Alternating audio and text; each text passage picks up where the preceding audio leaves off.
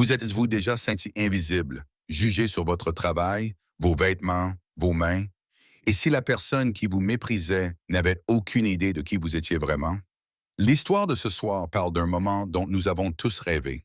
Elle parle d'une serveuse nommée Ellie, d'un restaurant 5 étoiles et d'une nuit d'humiliation aux mains de la petite amie d'un millionnaire. Mais ce n'est pas une histoire de défaite. Elle raconte ce qui s'est passé le lendemain matin dans la salle de réunion d'une entreprise. Lorsque la femme qu'ils avaient rejetée comme une moins que rien s'est avérée être celle qui détenait toutes les cartes. Restez à l'écoute, car c'est une histoire de pouvoir, d'identité et de la vengeance la plus satisfaisante que vous puissiez imaginer. L'air d'Aurélia, un restaurant si exclusif qu'il n'avait pas d'enseigne, était imprégné de l'odeur de la truffe blanche et de l'argent discret.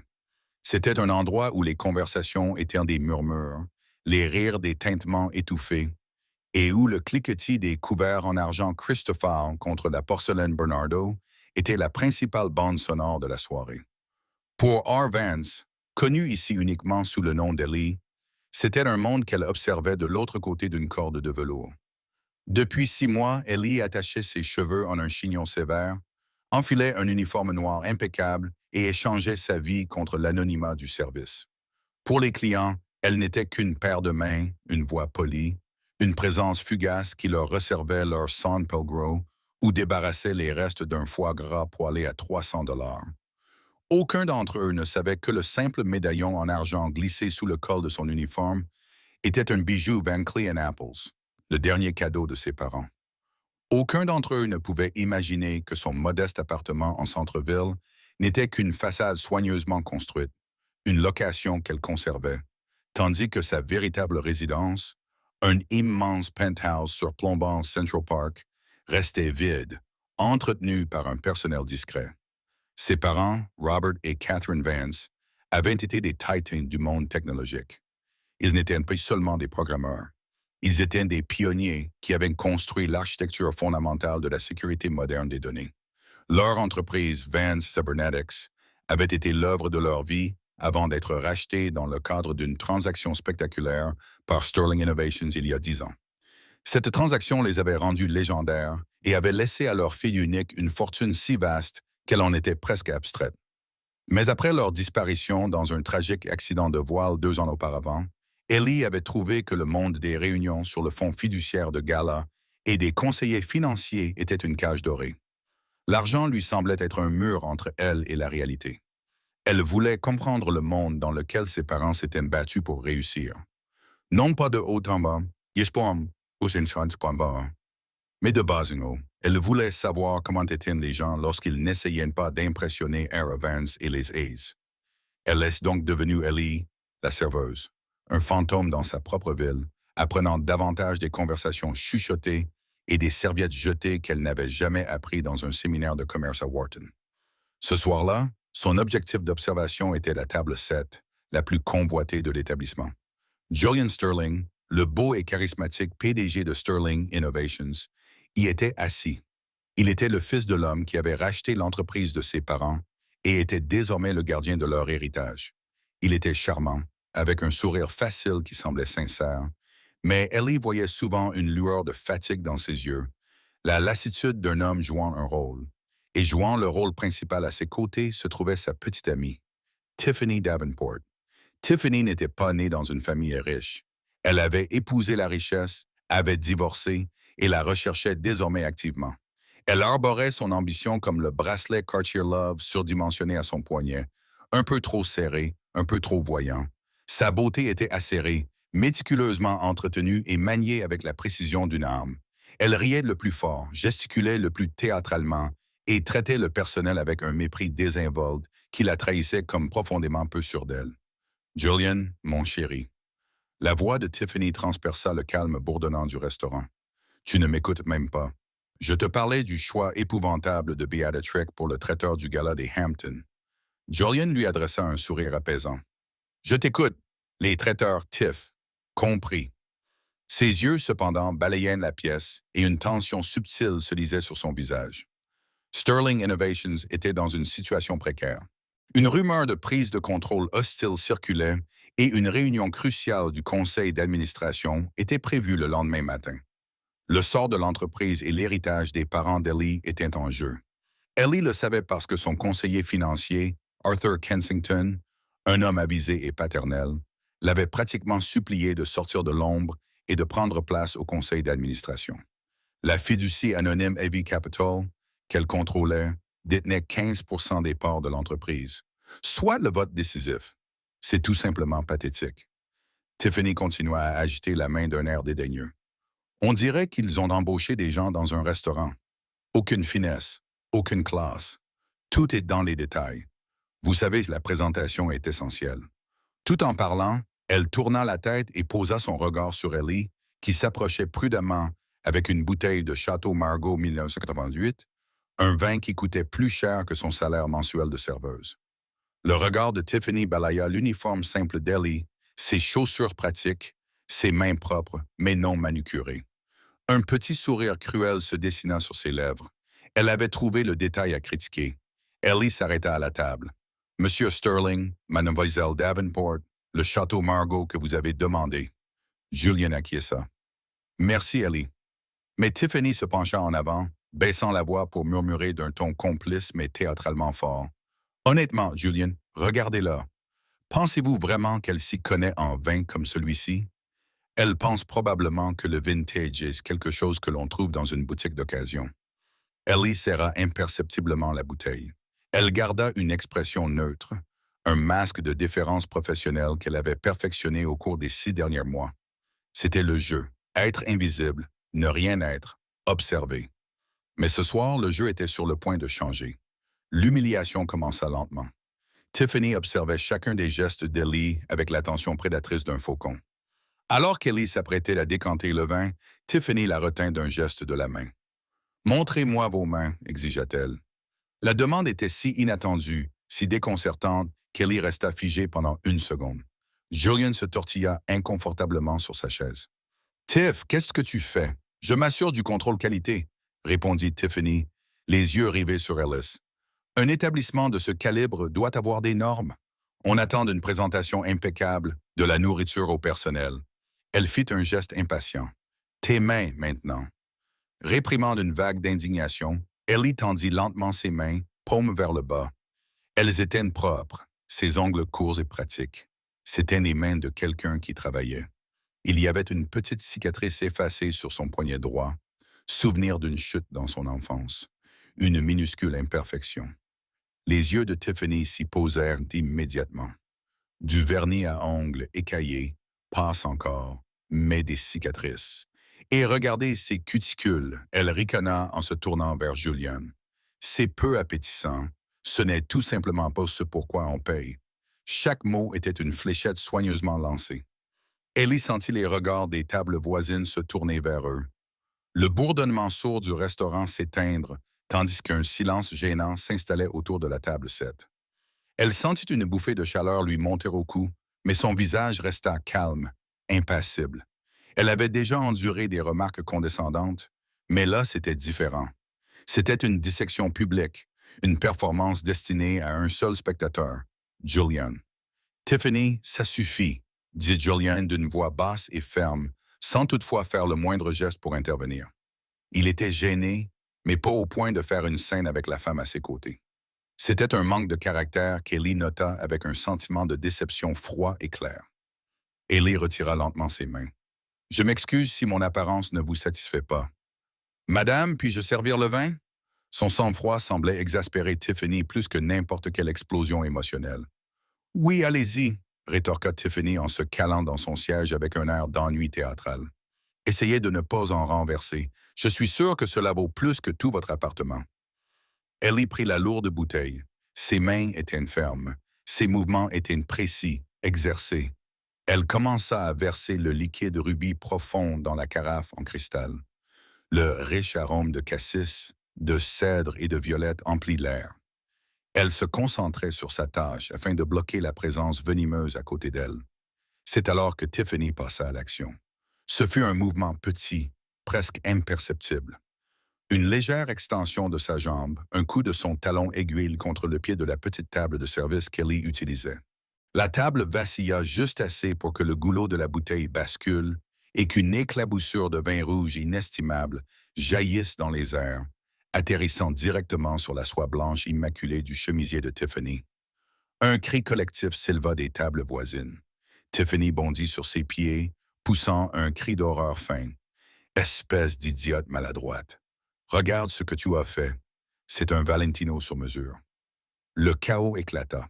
Le directeur, un homme perpétuellement agité nommé M. Dubois, se précipita. Julian était debout, tamponnant le chemisier de Tiffany avec sa serviette, ce qui ne fit qu'étaler la tâche. « Je suis vraiment désolé, dit Ellie d'une voix calme, même si son cœur battait à toute rompre. Elle savait avec certitude que le coup avait été délibéré. « Désolé, ça ne suffit pas, s'écria Tiffany d'une voix suffisamment forte pour attirer l'attention de tout le restaurant. Ce chemisier coûte 12 000 $, sans compter le vin. Quoi? Encore 3? Vous allez payer pour ça? Chaque centime, mademoiselle Davenport, s'il vous plaît. Monsieur Dubois se mit à se tordre les mains. Le restaurant s'occupera bien sûr du nettoyage. C'est fichu. Elle hurla.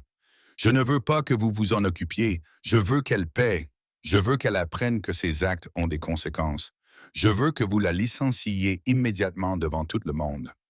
La demande resta suspendue dans l'air d'une cruauté choquante. La licencier était une chose, l'humiliation publique en était une autre. C'était un pur jeu de pouvoir destiné à la briser complètement.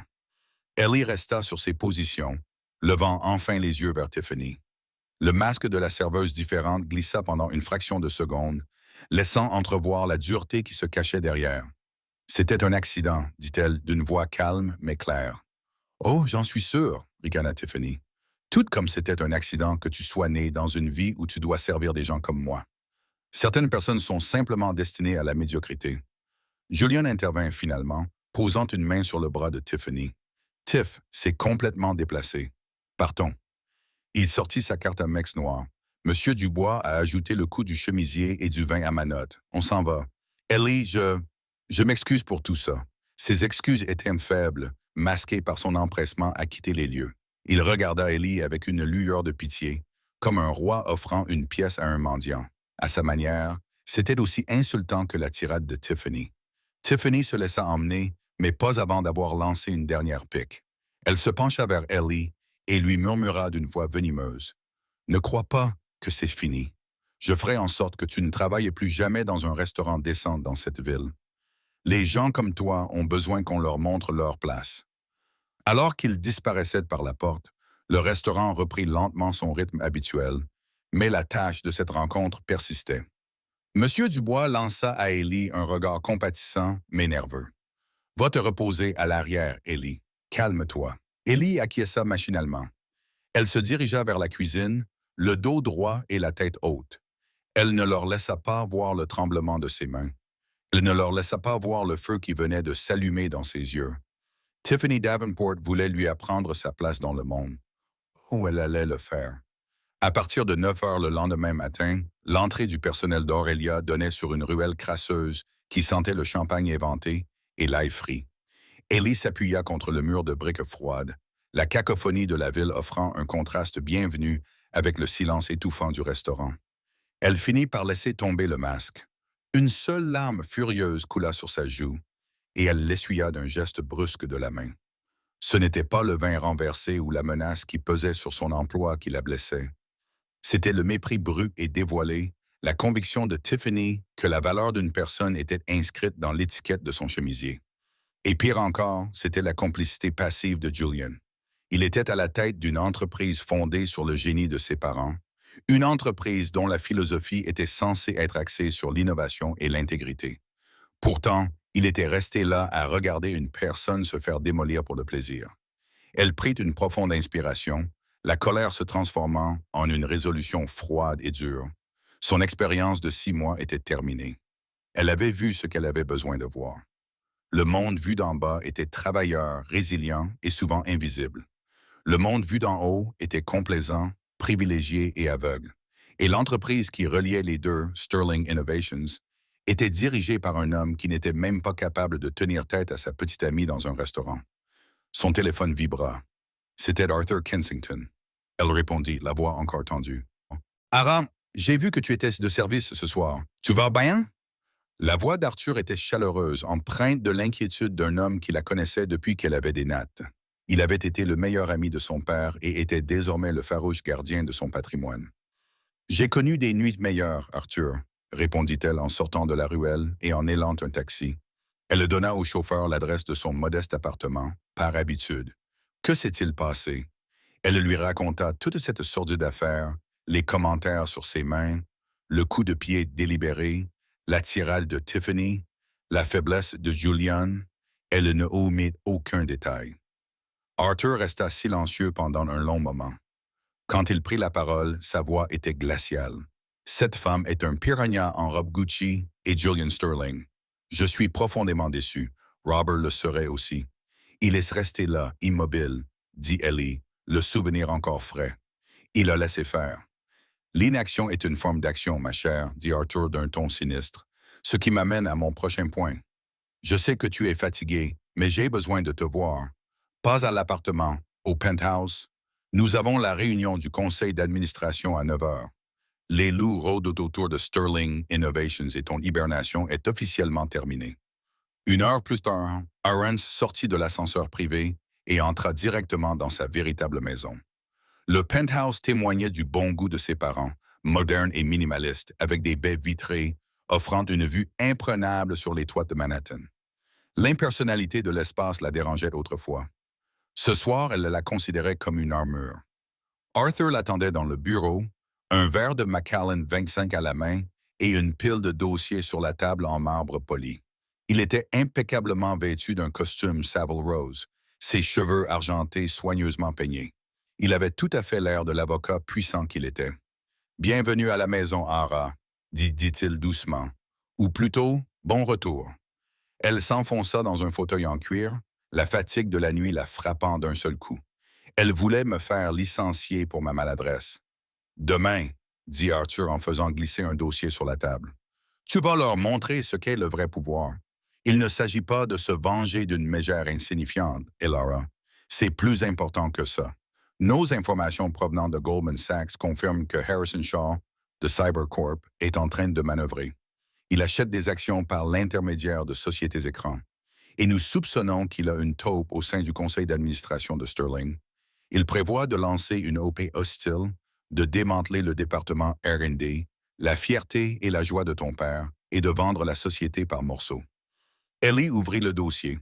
Il était rempli de projections financières, d'analyses des actionnaires et de biographies des membres du conseil d'administration.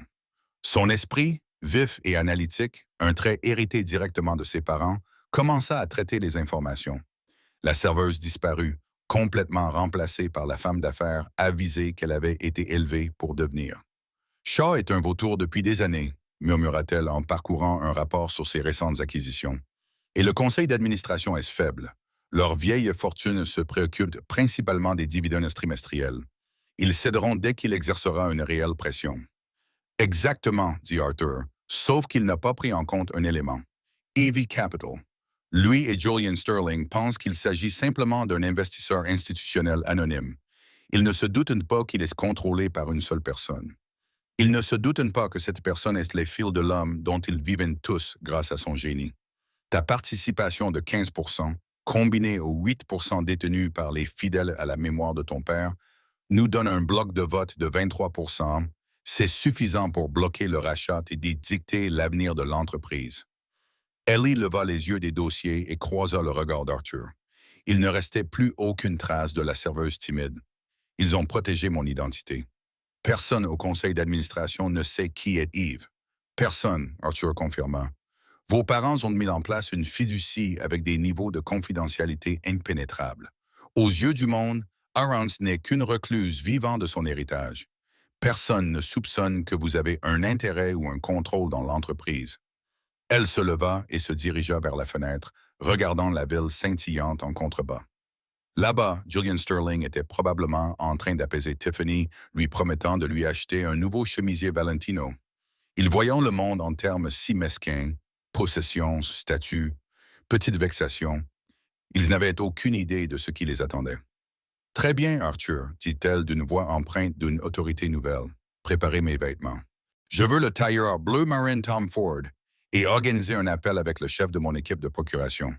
Je veux être parfaitement informé avant d'entrer là-bas. Elle se détourna de la fenêtre, un sourire ironique et humilié sur les lèvres. Mademoiselle Davenport voulait me rappeler ma place.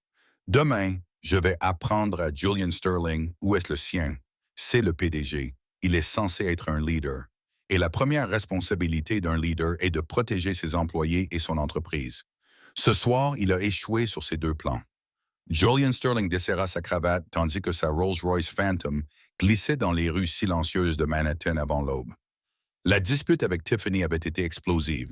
Il l'avait déposée à son appartement, l'air dans la voiture encore chargé de sa fureur. Il ne s'agissait pas seulement de la serveuse. Il s'agissait de son manque d'indignation théâtrale en sa faveur. Tu aurais dû la faire licencier, Julian. Cela montre une faiblesse. Elle avait bouillonné. Cela montre une décence humaine élémentaire, Tiffany. Il avait rétorqué ces mots qui lui semblaient étrangers. Il était fatigué. Fatigué de jouer le jeu des flatteries constantes du monde superficiel incarné par Tiffany. L'image de la serveuse Ellie était gravée dans son esprit. Sa dignité tranquille face à une telle laideur avait été plus puissante que toutes les simagrées de Tiffany. Il y avait une profondeur dans ses yeux, une lueur d'intelligence et d'invincibilité qui l'avait troublé. Il ressentait une profonde honte face à sa propre lâcheté. Mais la honte était un luxe qu'il ne pouvait se permettre ce matin-là. Il entra dans la tour monolithique de verre et d'acier de Sterling Innovations, l'estomac noué. La salle de conférence du 40e étage commençait déjà à se remplir. Il s'agissait des titans de l'industrie, des hommes aux cheveux argentés qui siégeaient dans une demi-douzaine de conseils d'administration et qui avaient connu son père. Des hommes comme Marcus Thorne, le stoïque président du conseil d'administration, et Richard Davies, un financier acariâtre mais brillant, qui travaillait dans l'entreprise depuis 30 ans. Son directeur général, David Chen, le rencontra près de la machine à café, le visage sombre. « Les rumeurs sont vraies, dit David à voix basse. Nos sources chez Morgan Stanley l'ont confirmé. Harrison Shaw est à l'origine de la récente flambée des actions. Il en a après nous. » Julian sentit son sang se glacer. Harrison Shaw était un prédateur financier de la vieille école. Un homme qui considérait les entreprises non pas comme des entités vivantes, mais comme des collections d'actifs à dépouiller et à vendre. Combien détient-il? Nous pensons qu'il contrôle près de 18%. David a dit que s'il parvenait à convaincre Davies et les autres indécis, il aurait suffisamment de voix pour forcer un vote de défiance à votre rencontre et installer ses propres collaborateurs. Et qu'en est-il de Veil Capital? Julian posa la question qu'il se posait depuis des semaines. A-t-on des informations sur leur identité? David secoua la tête. Toujours rien. Ils acquièrent des actions lentement, discrètement, depuis plus d'1 an. Ils sont désormais le deuxième actionnaire en importance après le Sterling Family Trust. Ils détiennent 15% des parts. Ils sont les faiseurs de roi dans toute cette affaire. Celui qu'ils soutiennent gagne, et ils ne communiquent pas. Pas un mot, confirma David. Nous avons sondé le terrain par tous les moyens possibles. Leurs avocats sont inflexibles.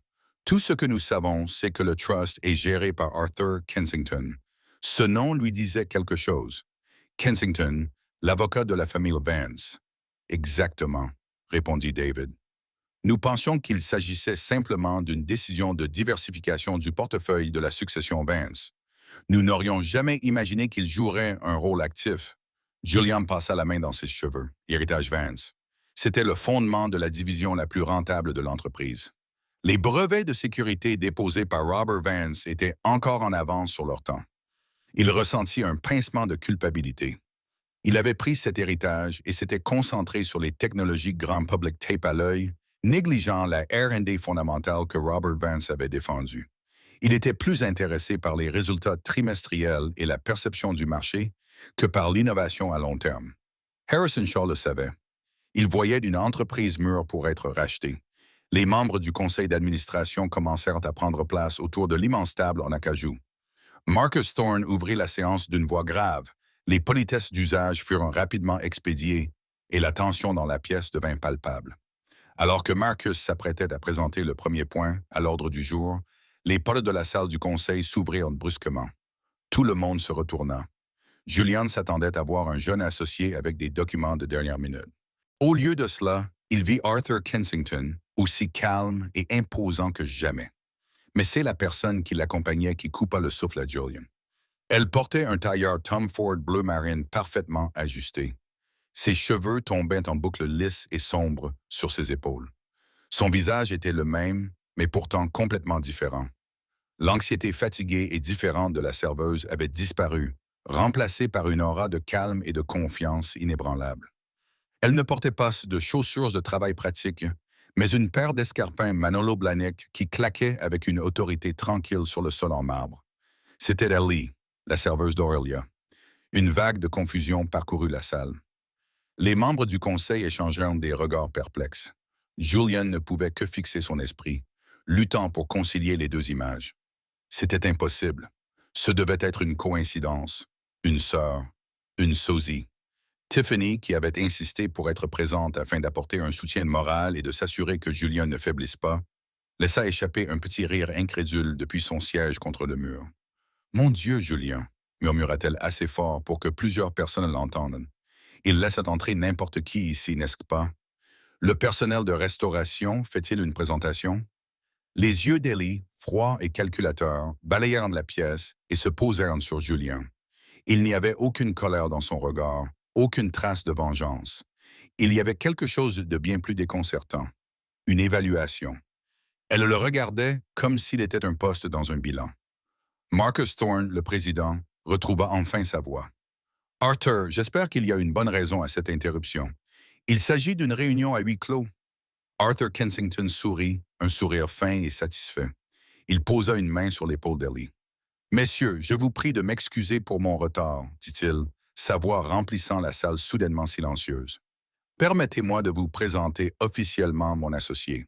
Vous la connaissez dans vos registres comme la directrice de vie Capital, détentrice de la participation décisive de 15% dans Sterling Innovations. » Il marqua une pause pour créer un effet dramatique, laissant le poids de ses mots faire son effet. « Je vous présente Madame R. Vance. » Silence.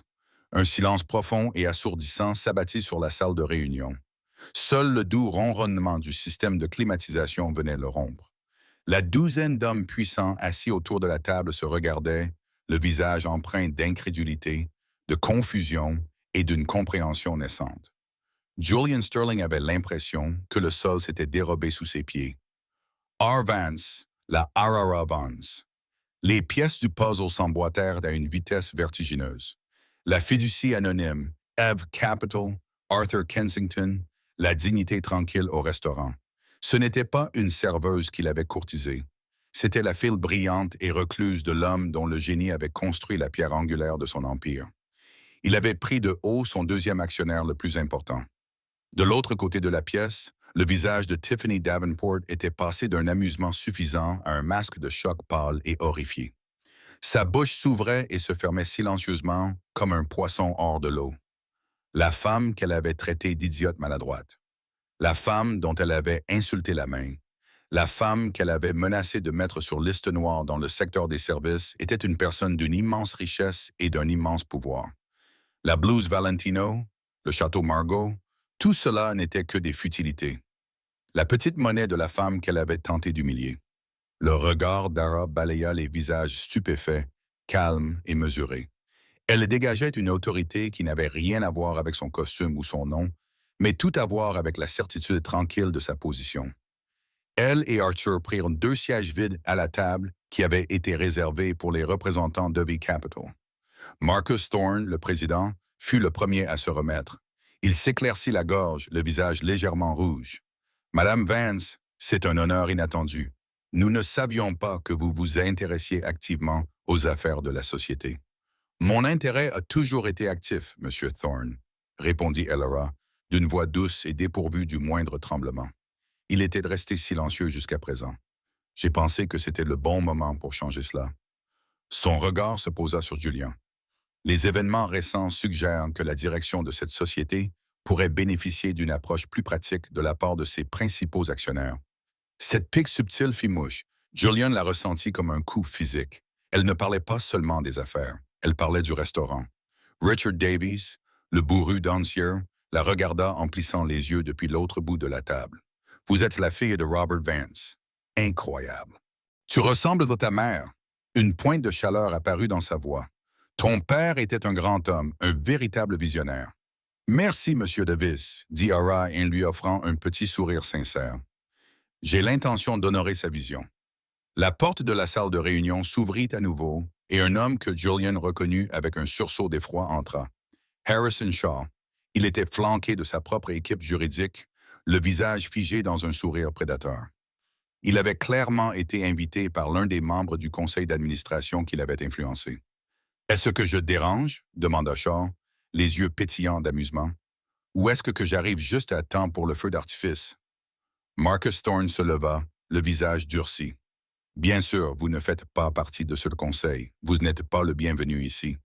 Oh, je pense que je le suis, Shaw, répondit-il en sortant un document de sa mallette. Avec les procurations de plusieurs de vos membres, je pense contrôler suffisamment de droits de vote pour avoir mon mot à dire. Je suis ici pour proposer une nouvelle orientation pour Sterling Innovations, une orientation plus rentable. Il passait à l'action. La prise de contrôle hostile se déroulait ici et maintenant. Julian sentit une vague de panique l'envahir. Il regarda autour de la table et vit le doute et le calcul dans les yeux de plusieurs membres du conseil d'administration. Il pesait le pour et le contre, envisageant de passer du côté de Shaw. Mais Ara prit alors la parole, coupant court à la tension comme un scalpel. Monsieur Shaw, dit-elle sans même le regarder, son attention concentrée sur les documents devant elle. Votre réputation vous précède. Vous êtes connu pour acquérir des entreprises innovantes et les revendre pièce par pièce. Je crois que le terme est démantèlement d'actifs. Le sourire de Shaw vacilla. Je préfère parler de maximisation de la valeur actionnariale. Un euphémisme charmant, dit Ara froidement. Elle leva enfin les yeux vers lui. Mais cela n'arrivera pas ici. Pas aujourd'hui. Jamais. Vraiment? Rétorqua Shaw en bombant le torse. Toi et quelle armée, petite fille? L'insulte était délibérée, destinée à la provoquer. Mais elle ne broncha pas. Arthur Kensington posa un dossier devant elle. Elle l'ouvrit et s'adressa au conseil d'administration, sa voix résonnant avec clarté et puissance. Messieurs, commença-t-elle, au cours des 6 derniers mois, je n'ai pas vécu recluse dans le sud de la France, comme pourraient le suggérer les Page People. J'ai mené ma propre forme de diligence raisonnable. J'ai travaillé dans le secteur des services, j'ai écouté, j'ai entendu ce que vos employés disent de cette entreprise. J'ai vu ce que vos clients pensent de vos produits. Et je peux vous dire que les fondations que mon père a construites sont en train de se fissurer sous le poids de la complaisance et du manque de vision. Elle fit une pause, laissant ses mots flotter dans l'air. Julien sentit son visage brûler de honte. Elle avait raison. Vous avez recherché des gains à court terme, donné la priorité au marketing plutôt qu'à l'ingénierie, et laissé le département R&D, notre plus grand atout, s'atrophier. C'est ce qui vous a rendu vulnérable face à un prédateur comme M. Schur. Ce sont des accusations sans fondement, protesta l'un des membres du conseil d'administration. Vraiment? Rétorqua Ara d'une voix plus dure. Alors parlons concrètement. Et c'est ce qu'elle fit pendant les 10 minutes qui suivirent. Elle présenta une analyse brillante et cinglante des faiblesses de l'entreprise. Elle cita des chiffres de vente interne, fit référence à des retards spécifiques dans des projets et nomma même des ingénieurs clés qui avaient quitté l'entreprise pour rejoindre la concurrence, frustrés. Elle démontra une connaissance des rouages internes de l'entreprise plus approfondie que celle de n'importe qui d'autre dans la salle, y compris Julien lui-même. Elle avait clairement fait ses devoirs. Lorsqu'elle eut terminé, la salle fut à nouveau plongée dans un silence stupéfait. Elle avait systématiquement démantelé le bilan de la direction actuelle sans élever la voix. Elle a ensuite reporté son attention sur Harrison Shaw.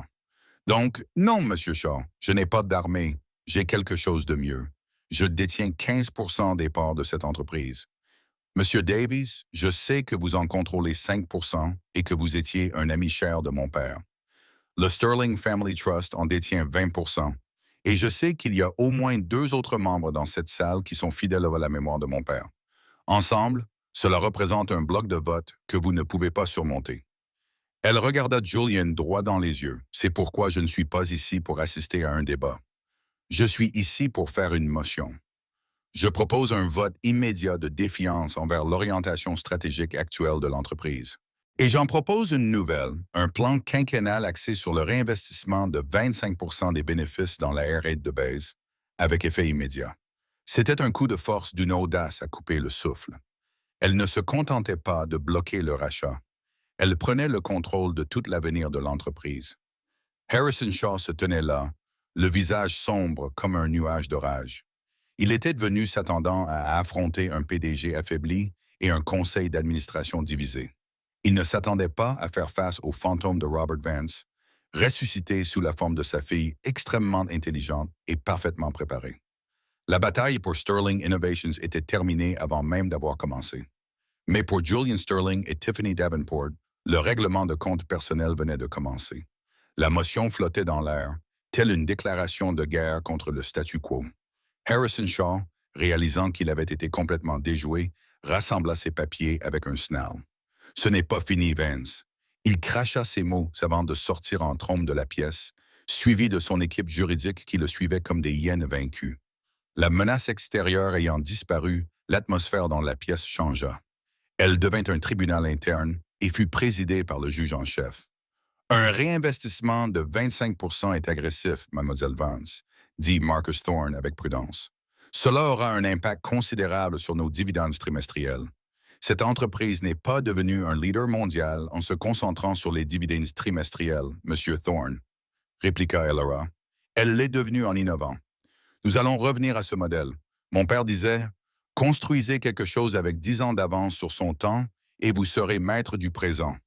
Nous avons loué le présent pendant trop longtemps. Il est temps de le posséder à nouveau.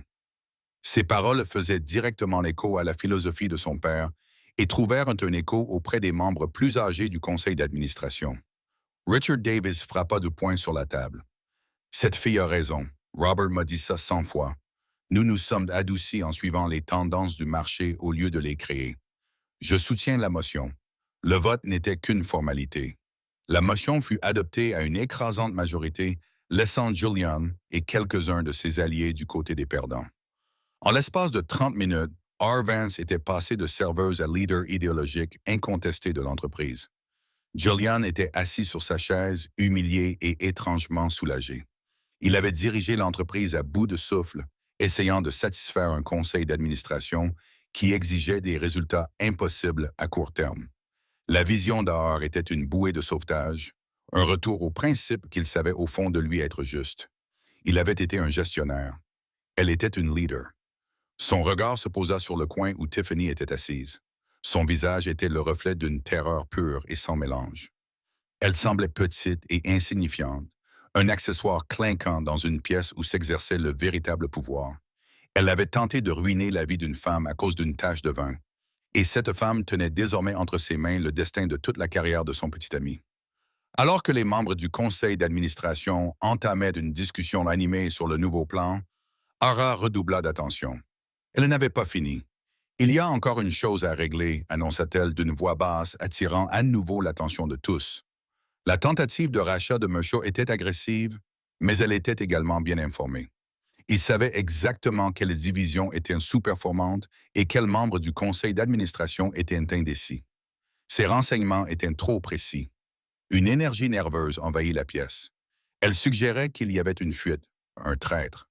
Au cours de mon enquête, a poursuivi Ara, j'ai découvert certaines irrégularités financières, de petits transferts presque indétectables effectués via une série de comptes offshore.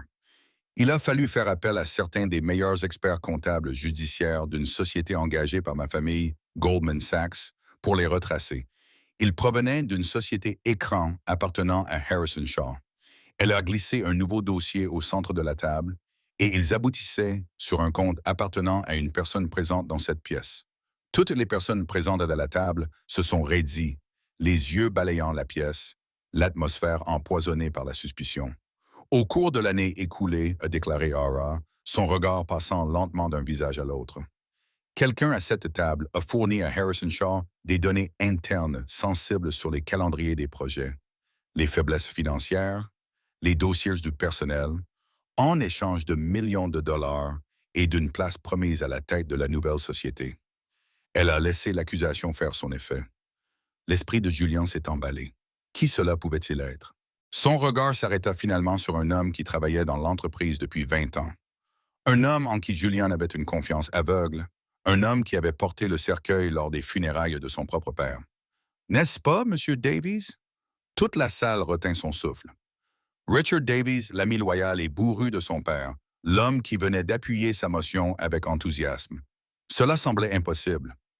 Davies éclata dans un accès de rage. C'est une accusation scandaleuse et calomnieuse. J'ai consacré ma vie à cette entreprise. Vous débarquez ici comme une enfant qui joue aux affaires et vous osez m'accuser. A.R. resta parfaitement calme. Elle se contenta de pousser une feuille de papier vers lui sur la table. C'est un relevé bancaire d'un compte aux îles Caïmans au nom de jeune fille de votre femme. Le dernier dépôt de 2 millions de dollars a été effectué hier matin.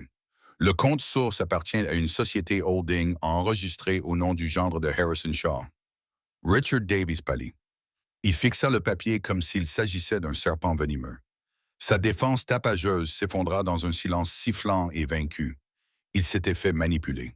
Shaw l'avait probablement encouragé à soutenir la motion de Hara afin de consolider sa position de loyaliste pendant que Shaw planifiait son prochain coup. Vous étiez l'ami de mon père, dit Hara, et pour la première fois, une note de douleur sincère se fit entendre dans sa voix. Vous avez trahi sa mémoire et vous auriez laissé cette entreprise être détruite. La sécurité fut appelée. Richard Davies, brisé, fut escorté hors de la salle. Sa carrière et sa réputation étaient ruinées. Hara n'avait pas seulement sauvé l'entreprise, elle l'avait purgée de son cancer le plus profond. La réunion fut ajournée dans un état de choc. Les membres du conseil d'administration sortirent en chuchotant à propos de la femme qui avait disséqué chirurgicalement les problèmes de leur entreprise en moins d'une heure. Bientôt, il ne resta plus que 3 personnes dans la vaste salle silencieuse. Hara, Julian et Tiffany. Tiffany, qui avait enfin retrouvé sa voix, se précipita vers Julian. « Julian, mon chéri, » commença-t-elle d'une voix désespérée et hypocrite. « N'est-elle pas incroyable? Nous devrions l'inviter à dîner pour fêter ça. » R haussa un sourcil, le visage empreint d'un mépris total. Julian se leva enfin, le visage marqué par la honte. Il regarda Tiffany et, pour la première fois, il la vit avec une clarté absolue. Il vit la pathétique insécurité qui se cachait derrière les bracelets de Cartier et les soies Valentino. Il vit la cruauté désinvolte qu'elle prenait pour de la force. Il regarda ensuite celle qui se tenait debout, imposante et posée. Diable! Figure d'une immense intégrité et d'une grande puissance. Le contraste était dévastateur. Tiffany, Julian dit d'une voix calme mais résolue. C'est fini entre nous. Va-t'en, s'il te plaît. Que savait Julian après tout cela? Va-t'en. Il répéta d'une voix plus froide cette fois-ci. Il lui tourna le dos, lui signifiant sans équivoque qu'il la rejetait définitivement. Avec un sanglot étouffé, Tiffany attrapa son sac à main ridiculement cher et s'enfuit de la pièce, son empire de statues empruntées s'effondrant en poussière autour d'elle. Il n'y avait plus qu'eux deux, le PDG et la serveuse, l'homme qui n'avait pas agi et la femme qui avait tout sauvé. Julian prit la parole. « Mademoiselle Vance, je ne sais pas quoi dire. » « Alors ne dites rien, répondit-elle, le visage impassible. « Non, je dois parler, insista-t-il en faisant un pas vers elle. Que s'est-il passé hier soir au restaurant? C'était inexcusable. Mon comportement, mon inaction ont été pires que les siens. Je suis le PDG de cette entreprise. Je suis censé incarner ses valeurs, et j'ai complètement échoué. Je suis profondément désolé. Non pas à cause de qui vous êtes, mais à cause de ce qui a été fait et de ce que j'ai laissé faire à un autre être humain. C'étaient des excuses sincères, humbles. Il n'essayait pas de sauver son emploi. Il essayait de sauver une partie de son amour-propre. Hara l'a observé longuement. Elle a vu la honte dans ses yeux, le regret. Elle a vu l'homme qu'il pouvait être, pas seulement l'homme qu'il avait été. « Des excuses, c'est un début, Monsieur Sterling ?» a-t-elle dit, d'un ton presque imperceptiblement plus doux. Mais ce sont les actes qui comptent maintenant. Cette entreprise est brisée. Vous et moi, nous avons beaucoup de travail à faire pour la réparer. Elle a utilisé le mot « nous ». Ce n'était pas une promesse de pardon, mais une chance qui lui était offerte. Une chance de reconstruire, une chance pour lui de regagner le respect qu'il avait perdu. Pour Julian, c'était plus qu'il ne méritait et tout ce dont il avait besoin. Dans les semaines qui suivirent, Sterling Innovations connut un bouleversement radical. La salle du conseil, autrefois un club de vieux messieurs guindés, devint un centre dynamique de stratégie et d'innovation. L'effet Hararara, comme l'appelaient les employés, fut immédiat et électrisant. Elle n'a pas pris de titre officiel, préférant exercer son influence en tant qu'actionnaire majoritaire et conseillère stratégique de facto. Elle ne passait pas ses journées dans un bureau d'angle, mais parcourait les couloirs des laboratoires de R&D, discutait avec les ingénieurs, écoutait leurs idées et donnait son feu vert à des projets qui avaient été mis en veilleuse pendant des années. Julian, quant à lui, a accepté sa nouvelle réalité avec une humilité qui a surpris tout le monde, surtout lui-même. Il a abandonné son image de PDG habile et séduisant le marché pour devenir un étudiant de sa propre entreprise. Il a travaillé aux côtés d'Ara, absorbant ses idées.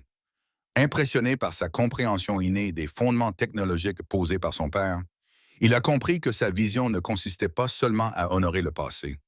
Il s'agissait d'utiliser ces fondements pour construire un avenir révolutionnaire.